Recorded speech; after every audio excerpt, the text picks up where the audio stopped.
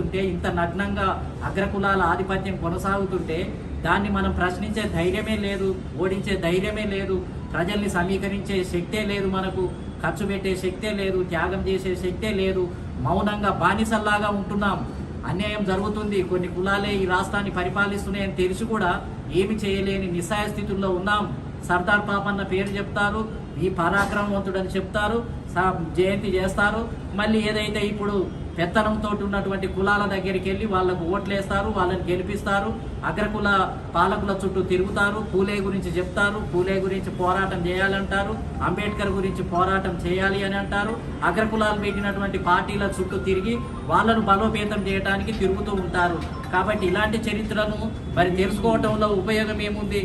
కాబట్టి నిజాయితీగా ఎప్పుడు ఏ సమాజంలో ఆధిపత్యం జరిగినా, ఏ పెత్తనం జరిగినా సమానత్వాన్ని అందరికీ అందించడానికి మనం పెద్ద ఎత్తున కృషి చేయాల్సినటువంటి